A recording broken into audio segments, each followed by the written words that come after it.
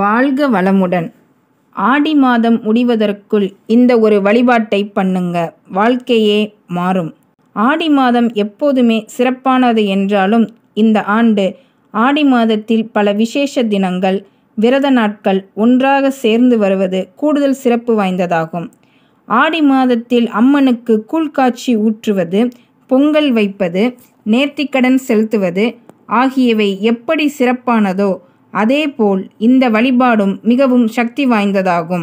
ஆடி மாதத்தில் அம்மனுக்கு விருப்பமான அதே சமயம் சக்தி வாய்ந்த பரிகாரத்தை செய்து வழிபடுவதால் அம்மனின் அருள் முழுவதாக கிடைக்கும். இந்த முறையில் வழிபட்டு அம்மனிடம் என்ன கோரிக்கை வைத்தாலும் அது அப்படியே நிறைவேறும். எப்படிப்பட்ட துன்பமும் காணாமல் போகும். வாழ்க்கையில் மிக பெரிய மாற்றம் ஏற்படும். ஆடி மாத வழிபாட்டு சிறப்பு. ஆடி மாதம் மிகவும் சிறப்பு வாய்ந்த சக்தி வாய்ந்த மாதமாகும். இந்த மாதத்தில் அம்மனிடம் மனமுருக என்ன வேண்டி கேட்டாலும் அது அப்படியே கிடைக்கும். அதிலும் ஆடி மாதத்தில் வரும் செவ்வாய் மற்றும் வெள்ளிக்கிழமைகளில் செய்யக்கூடிய வழிபாடு மிகவும் சக்தி வாய்ந்ததாகும். இந்த நாட்களில் செய்யப்படும் வழிபாடு வாழ்வில் ஏற்படும் கஷ்டங்களை போக்குவதுடன் மட்டுமன்றி வாழ்க்கையில் மிக பெரிய மாற்றத்தை ஏற்படுத்தக்கூடியதாக அமையும். யாரெல்லாம் பரிகாரம் செய்யலாம்?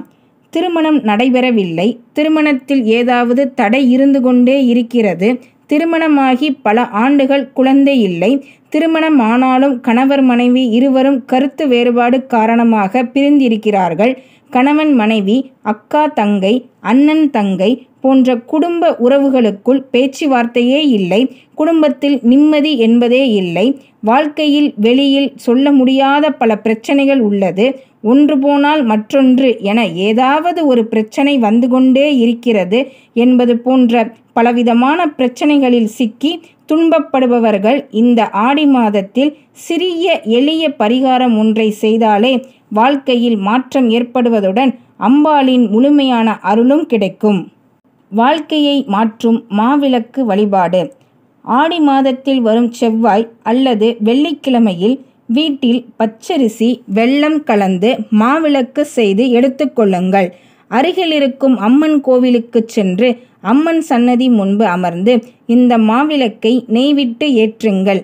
தேங்காய், பூ, வெற்றிலை பாக்கு, வாழைப்பழம் ஆகியவற்றை அம்மனுக்கு முன் வைத்து அந்த விளக்கிற்கு அருகிலேயே நீங்களும் அமர்ந்து கொள்ளுங்கள். பிறகு கண்களை மூடி அந்த மாவிளக்கை நீங்களே உங்கள் கைகளால் அம்மனுக்கு ஊட்டிவிடுவது போல மனதில் நினைத்து கொள்ளுங்கள். இந்த மாவிளக்கை ஏற்றுக்கொண்டே வாழ்க்கையில் இருக்கும் பிரச்சனைகள் தீர வேண்டும் என உங்களின் வேண்டுதலை சொல்லி அம்மனிடம் மனதார வேண்டிக் கொள்ளுங்கள். குறைந்தபட்சம் அரை மணி நேரமாவது அந்த மாவிளக்கு அம்மனின் முன்பு எரியும்படி பார்த்து கொள்ளுங்கள். பிறகு அந்த மாவிளக்கை நீங்கள் பிரசாதமாக சாப்பிட்டு அங்கு இருப்பவர்களுக்கும் கொடுங்கள். இந்த வழிபாட்டினை ஆடி மாத கடைசி வெள்ளிக்கிழமைகளில் வரும் வரலட்சுமி நோம்பிற்கு முன்பாக செய்து முடித்துவிடுங்கள். ஆடி மாதத்தில் மீதமிருக்கும் 2 செவ்வாய்க்கிழமை, 2 வெள்ளிக்கிழமைகளில் ஏதாவது ஒரு நாள் இந்த வழிபாட்டினை செய்தால் கூட போதும்.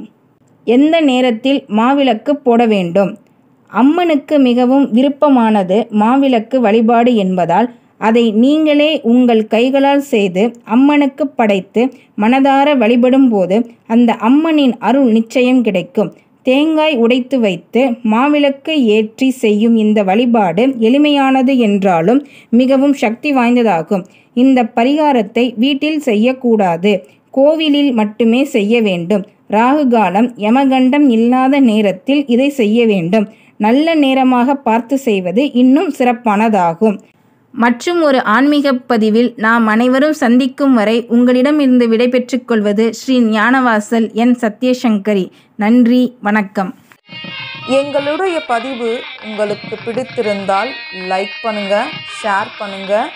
மீண்டும் தொடர்ந்து இது போல பல பதிவுகளை பார்ப்பதற்கு எங்கள் சேனலை சப்ஸ்கிரைப் செய்து பெல் ஐக்கானை கிளிக் செய்து கொள்ளவும்.